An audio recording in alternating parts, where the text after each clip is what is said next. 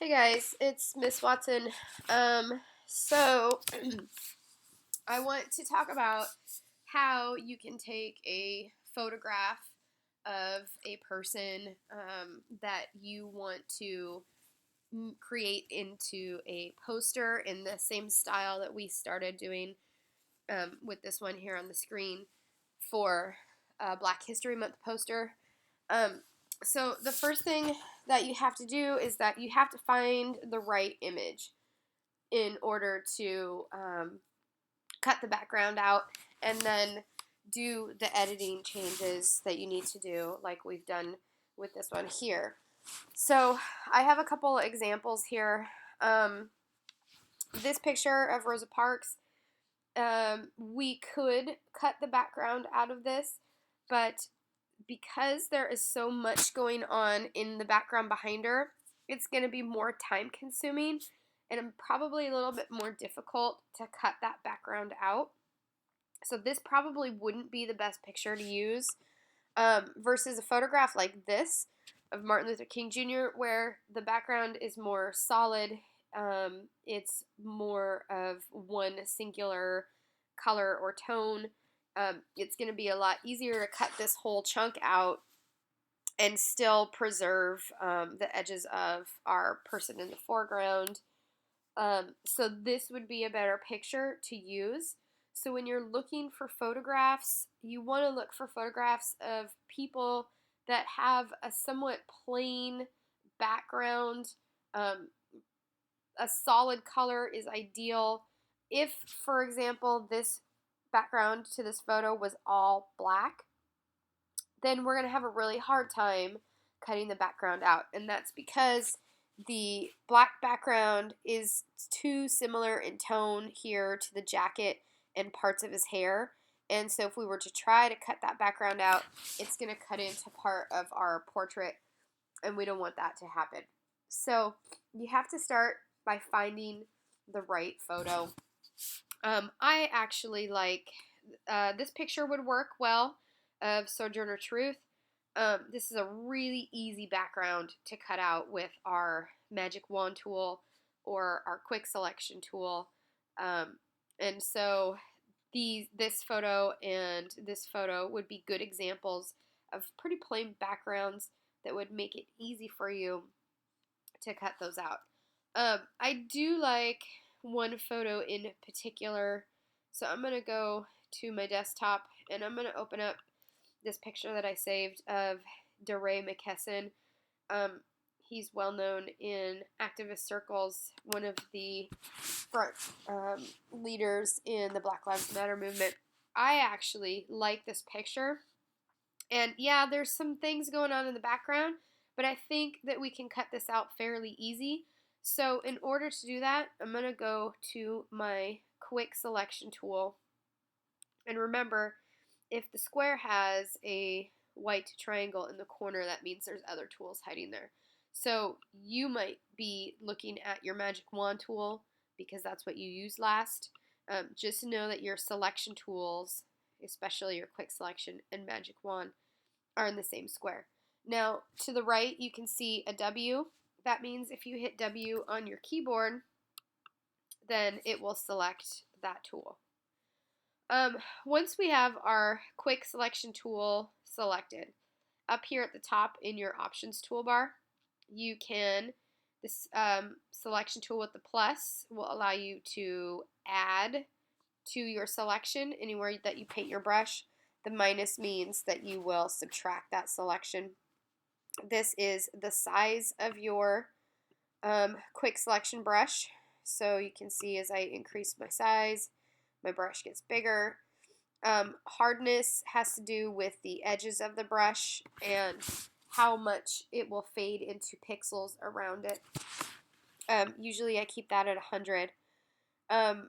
There are some quick keys for changing the size of your brush. And the quick keys are your bracket keys to the left, or I'm sorry, to the right of the P on your keyboard. So the left bracket key is going to make your brush smaller. The right bracket key is going to make your brush bigger. So in this situation, I'm going to make my brush a fairly small size, and I'm going to click and hold my mouse, and I'm going to drag it around the background area. So as I'm doing that, and you can see that it cut into part of the person's face or their head, so we're going to have to fix that in a minute. Now, partially why that is occurring is because my brush is probably a little bit too big. So I can hit Command or Control D. It'll be Control D on your keyboards. Make my brush size a little bit smaller and start over. So that's probably what I'm going to do in this situation. So I'm just going to click and drag over the background. And as you can see, it selected a little bit of his hand. So I'm going to zoom in, and I'm going to go over and fix that. So I'm going to make my brush a little bit smaller, hitting the left bracket key. And I want to select parts of this. Now, it selected part of his face, and obviously we don't want that to happen. I'm going to make my brush a little bit smaller, and I am going to hold my Alt key down, and you can see as I do that, in the center of my circle, I'll make my brush a little bit bigger so you can see this. In the center of my circle, there's a plus. If I hold my Alt key down, you'll see a minus. What that means is that it's going to deselect that selection.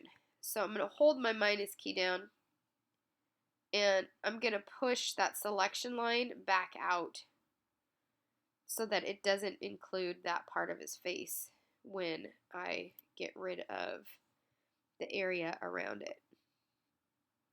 So I'm just going to go in and try to get as close as I can.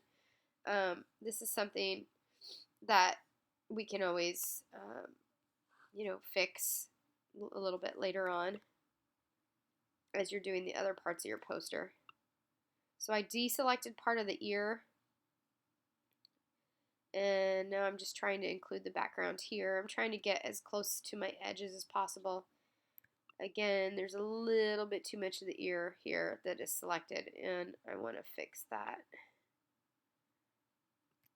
Okay, and let's go over to the hand. So I'm going to hold my Alt key down, and I'm going to push that selection line back out. Like so.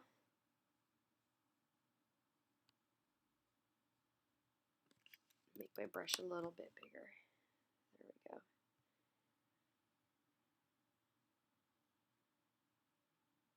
go. Alright. Not a perfect cut, but that's okay.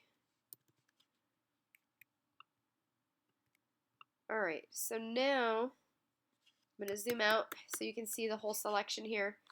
You can see the whole background is selected, and now that will allow us to make any sort of editing changes that we need to the areas within our selection area. So over here in our layers window, you will notice that our background layer has a lock on it. That means that we cannot make certain editing adjustments to that layer because it's locked. So what I'm going to do to unlock it is I'm going to click and drag that lock down to the little garbage can icon and let go. And that is going to allow me to edit that layer. Alright, so once this layer is unlocked and I have the background selected, I'm simply going to hit delete on my keyboard, and you can see now that the background has now been removed. Alright, so I'm going to hit Control D for you, and that's going to get rid of our selection line. You can see here where some of these edges were still left in.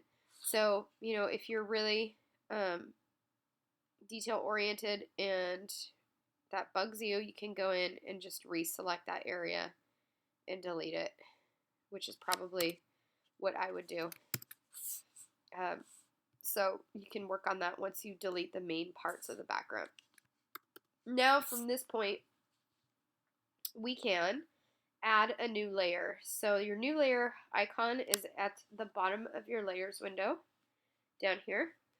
I'm going to click on this icon and it's going to add a new layer. And I'm going to double click on the words layer 1 and rename it background layer. And what I'm going to do to this layer is I'm going to paint that layer a solid color.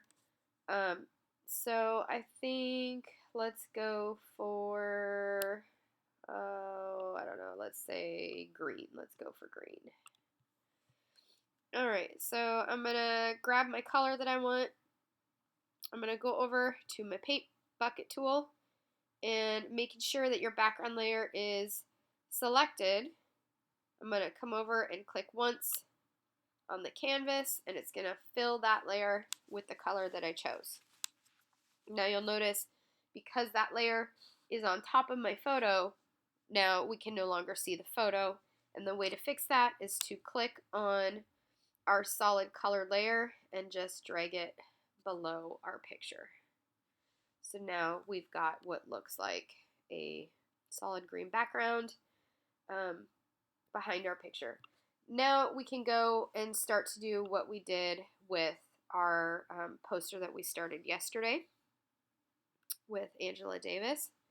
So let me go back to that picture, and if you forgot how to add the cutout effect to your photograph, you're going to go up to filter, go down to filter gallery, and we're going to choose the cutout option here that you see on the screen. So you can just go ahead and adjust your levels, your edge simplicity and fidelity to your taste. But remember, you want to have enough detail, but you don't want to have necessarily too much detail. You want to find a good balance between the two. I like this one, so I'm just going to click OK. And now I can go in with my quick magic wand tool, and I can select specific areas and change those around if I want. So if you want to try to create a poster like this with a different picture, then the first thing you have to do is find a picture that has a somewhat plain background. Select that background and delete it. And then you can continue adding the cutout effect to your picture and coloring that picture with whatever colors you choose. So this is just a quick video on how to cut out backgrounds so that you can go on and edit your photos without worrying about having to separate the two of them. Alright, good luck, and if you have any questions, feel free to send me an email. Also, because I'm gone, I just want to say it's really important that you guys help each other out. I know many of you are new to Photoshop, and that's okay. But to be honest with you, in the photography world, most photographers are self-taught. So if they want to know how to do something, they go to YouTube and they look up videos on how to do it, or they work with people who have some basic Photoshop skills or no Photoshop. And so building family in our classroom, working with each other, helping each other out is really important until I can get back to class, which hopefully will be soon. But in the meantime, do your best. Feel free to help each other out, take some risks. Don't worry about making mistakes. It's the best way to learn Photoshop. Again, if you have any questions, then feel free to send me an email, and I'll see if I can help you out. All right, guys, good luck.